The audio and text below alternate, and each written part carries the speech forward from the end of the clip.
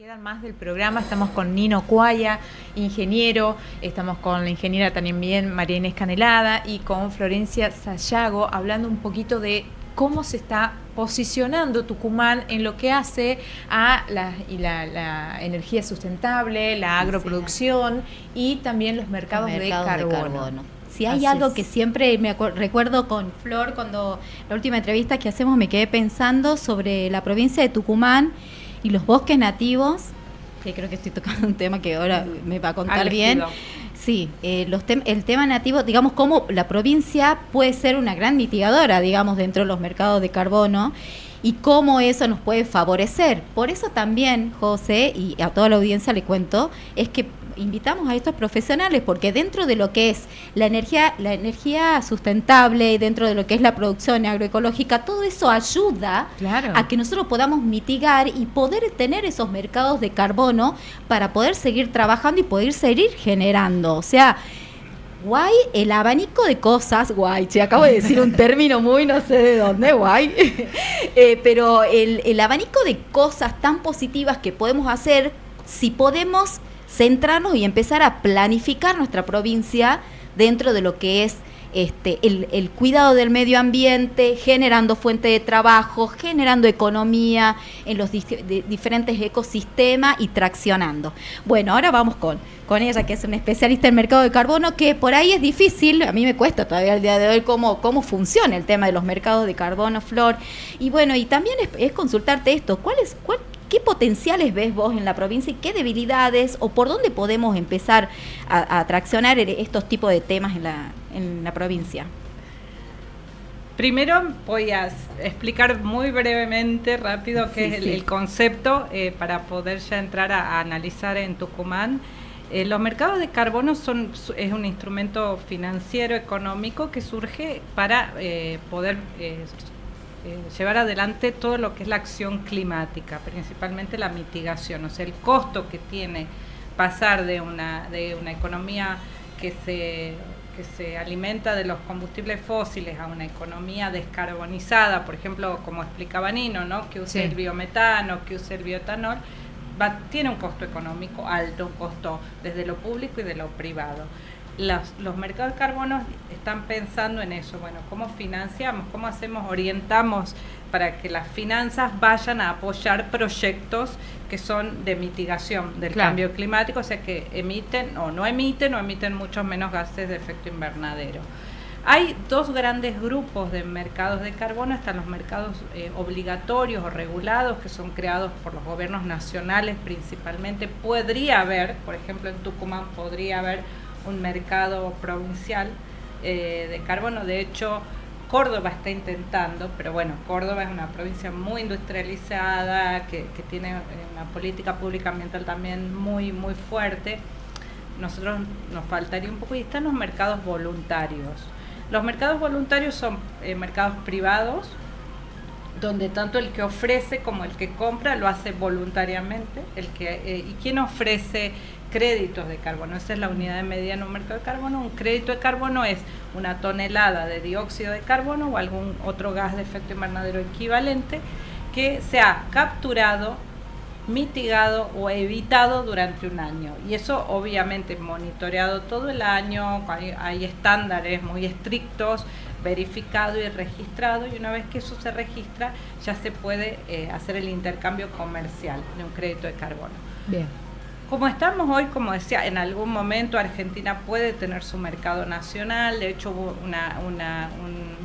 un anuncio que está un poco parado a nivel nacional, que era de generar un sistema de compensación de emisiones con los generadores de energía eléctrica. O sea, iban a tener que de alguna manera mitigar o compensar sus emisiones, y una forma de compensar es adquiriendo estos créditos de carbono. Pero y podría haber provinciales, pero falta mucho. Lo que hoy sí Tucumán puede participar ya es en los mercados voluntarios, ¿sí? Es generar proyectos tanto desde el sector privado como público. Un municipio puede generar un proyecto y tener créditos de carbono para vender, por ejemplo, con una forestación. O sea, cualquier proyecto que tenga una metodología aprobada y que pueda demostrar, como decía, que captura, evita o mitiga dióxido de carbono o gases equivalentes, puede también generar estos créditos de carbono. ¿Cuáles son los sectores y que hoy hay mucha demanda porque también los créditos de carbono no valen lo mismo según el tipo de proyecto, van cambiando, o sea, tiene una dinámica de mercado, depende de la oferta y la demanda. Hoy está habiendo mucha más demanda de créditos de carbono que provengan de proyectos precisamente de lo que estuvieron hablando mis colegas. Bien. De las energías renovables, del sector agrícola, sobre todo, por ejemplo, de la ganadería, de todo lo que es captura de metano en la ganadería intensiva, reaprovechamiento de residuos agrícolas, captura de carbono en cultivos, ¿no?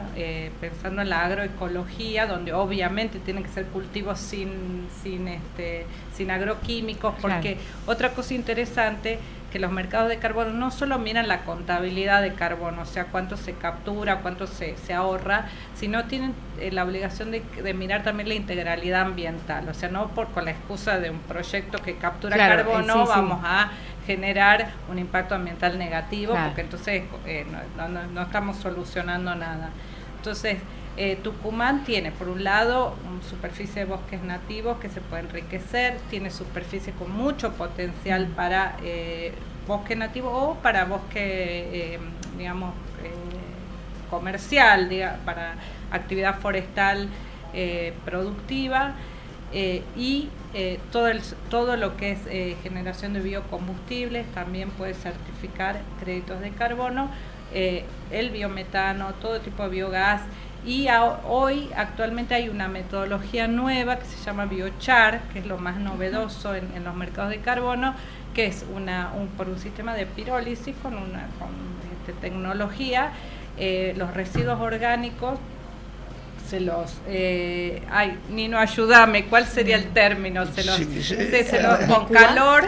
Es un proceso físico-químico por lo cual los residuos orgánicos se pueden transformar. Ajá. Y se obtiene biocombustibles, digamos, incluso... pero en realidad es para mejoramiento de suelos también, y entonces una forma de enterrar el carbono vuelve al suelo. Se obtiene fertilidad y también se obtienen biocombustibles, incluso se puede llegar a hacer una nafta sintética orgánica a partir del proceso. Uno de los chicos nuestros fue a Chile a un congreso la semana pasada y era el tema top, lo que vos acabas de comentar. El biochar, porque salió, para que se pueda un proyecto generar créditos tiene que haber una metodología aprobada y ya apareció, ya está aprobada el estándar para biochar, entonces ya se están generando y vendiendo créditos de carbono de biochar. Pero además se está viniendo otra cosa mucho más innovadora, yo recién me estoy interiorizando, que son los créditos de biodiversidad. ¿Por qué? Están intentando, seguir el camino de los mercados de carbono que ya están funcionando hace muchos años en muchos países, pero esto es más nuevo. Hay países que están exigiendo la compensación por pérdida de biodiversidad. Imaginemos, no sé, una ruta, un dique nuevo. Sí. Obviamente va a generar una pérdida de biodiversidad. Sí. Bueno, esa pérdida se puede calcular y se debería compensar, porque hay un desequilibrio ambiental en el patrimonio ambiental que habría que repararlo, y más pensando que uno de los grandes objetivos mundiales hoy es frenar la pérdida de biodiversidad, que sabemos que está avanzando muchísimo, la pérdida de especies, la pérdida de hábitat. Entonces, en estos países donde se debe compensar la pérdida de biodiversidad, calcular y compensar, se está empezando a pensar si generar una unidad de medida parecida al crédito de carbono, que sea el crédito de biodiversidad, donde alguien que debe compensar porque ha generado pérdida de biodiversidad a través de una obra o de alguna actividad, pueda ir al mercado de biodiversidad y comprar los créditos para compensar. Y ahí también tendríamos una gran oportunidad. Y yo estoy enamorada de esa idea de que Tucumán tendría que ser el líder en el NOA en lo que es tanto cálculo de pérdida de biodiversidad, porque tenemos los especialistas, como en generar proyectos de créditos de biodiversidad. Perfecto. ¿Cuál es la puerta que hay que golpear? Bueno, yo ya, de hecho, este tema lo venimos charlando porque María Inés y yo estamos en un grupo muy lindo que se armó entre varias facultades. Fue por casualidad, queríamos celebrar este año el Día del Ambiente y el Mes del Ambiente, y nos juntamos y todo, y bueno, y todos los que somos apasionados de esto nos unimos y se armó una comisión que nos seguimos conectados, y bueno, yo creo que ese sería el ámbito, porque ahí está participando la Facultad la de Ciencias Naturales, la Fundación Miguel Lillo, la de Medicina, o sea, todas las disciplinas afines que tranquilamente. Nos está faltando economía, porque no sé por qué, yo creo que cuando vos decís que falta la mirada económica, porque en realidad la economía es la que al final hace que las cosas pasen. Y abogacía, porque también el derecho ambiental también hoy en día es como muy álgido, ¿no? Sí, la verdad es que, y ahí sí me permitís que me desvíe un poquito el tema de los mercados, pero esto hay que decirlo, nosotros tenemos buena legislación. Tucumán tiene un cuerpo legal ambiental amplio. En la facultad está la materia, en la Facultad de Derecho, de hecho en las 3 universidades que tienen derecho en Tucumán se dicta la materia de derecho ambiental o derecho a los recursos naturales, o el tema está. Pero hoy estamos en un momento en el país de crítico en cuanto a al cumplimiento de las normas ambientales. Estamos haciendo un retroceso. Yo estoy totalmente en desacuerdo con la política nacional ambiental y de cambio climático. Se ha desjerarquizado totalmente. Teníamos hasta el año pasado teníamos un Ministerio de Ambiente con una Secretaría de Cambio Climático. Hoy tenemos una subsecretaría perdida en una secretaría que es de Deporte, Ambiente y Turismo, o sea, totalmente dejada de lado. Tenemos apenas una dirección que ni siquiera se llama de cambio climático, se llama de gestión climática, o sea, negando el problema, un negacionismo inédito. No hay ningún país en el mundo que niegue el cambio climático, nosotros sí. Y además, lo último que pasó, que es gravísimo, se eliminó el fideicomiso la semana pasada, por decreto, el fideicomiso de conservación de bosques nativos, que venía siendo un instrumento que agilizaba mucho el cumplimiento de la ley de ordenamiento territorial de bosque nativo, que está en Argentina desde 2007 y que todas las provincias tenemos nuestro ordenamiento territorial de bosque nativo, y ese fideicomiso ayudaba a que lleguen los fondos a los proyectos sobre todo de conservación de bosque, y hoy no se sabe qué va a pasar. Y eso es muy triste que esté pasando en Argentina. Sí, bueno, esto hay que hablarlo y hay que decirlo, y eso también nos enseña a todos, ¿no? A nosotros desde la comunicación y a todos los oyentes, a los ciudadanos y a cada uno de cada sector, de la importancia que es a la vez, la importancia de saber elegir y de saber a quién estamos votando a la hora de nuestros representantes, sobre todo a nivel nacional, cómo este tipo de retroceso de cosas que se avanzaron a pasos lentos, pero que íbamos teniendo, esto realmente a veces a nosotros nos pasa, a Flor, Nino, María Inés, que no lo queremos ni siquiera pensar porque es como que sabemos que es un atraso, pero esto también nos llama a la reflexión a todos, ¿no?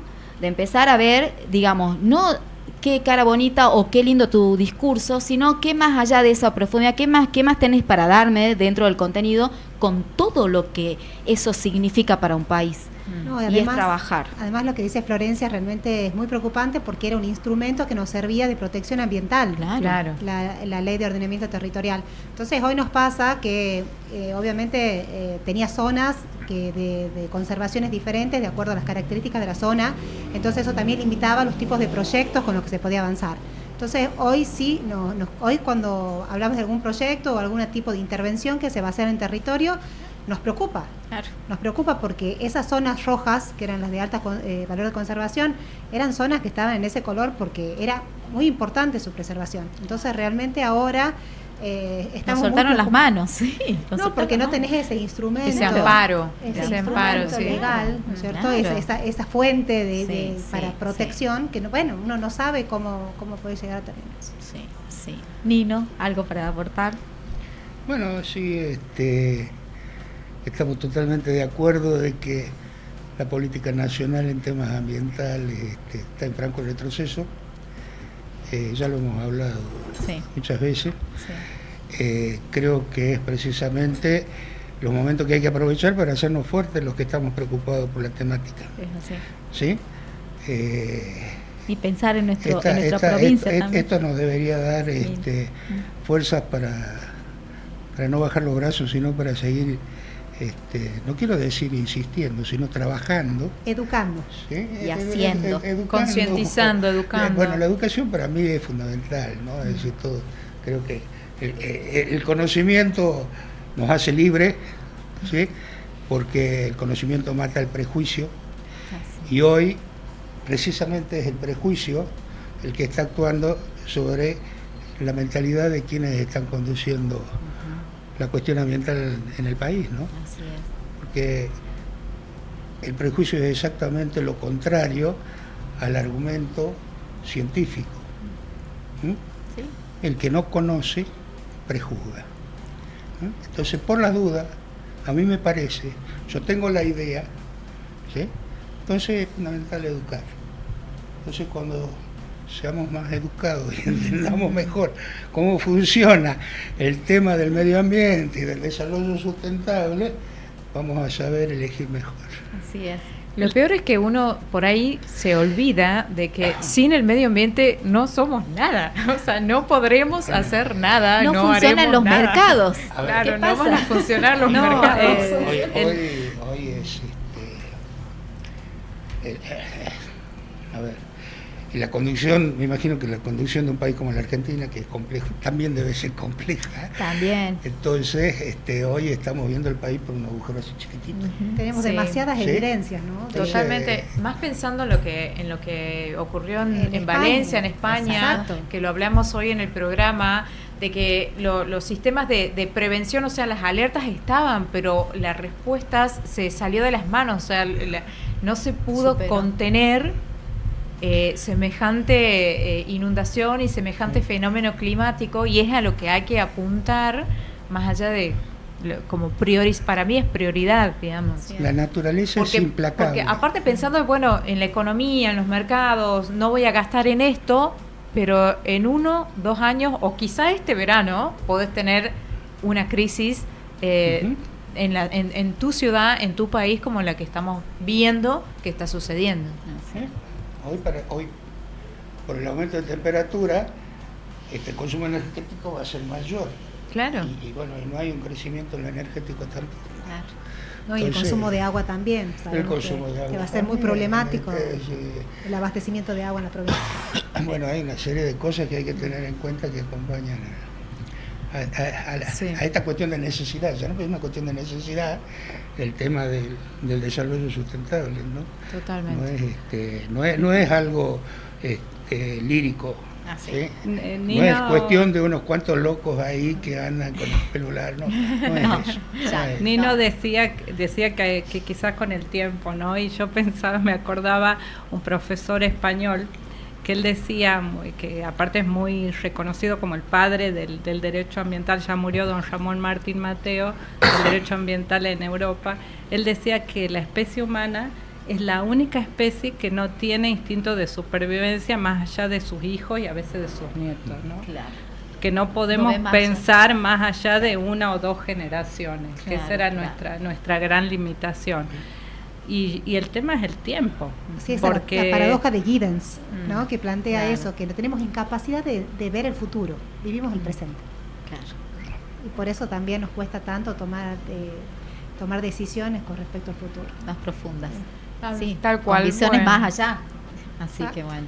Bueno, hermosísima la visita, muy la exposición de cada uno, el compartir, el intercambio de hoy dejamos un aporte lindo para la provincia. Totalmente, estos 3 profesionales, cada uno en su rubro y disciplina, pero que articuladamente, y es el motivo, digamos, de haberlos invitado, y que esto mismo pueda escalar a otros ámbitos, ¿no? Y construir, poner las voces en el micrófono y construir pensando en Tucumán y en el país, ¿no? Bueno, muchas gracias. Muchísimas gracias. Vamos Gracias a a ir ustedes. despidiéndolos entonces. Nino Cuaya, María Inés Muchísimas Canelada, gracias. Florencia Sayago han pasado una vez más por 5 razones.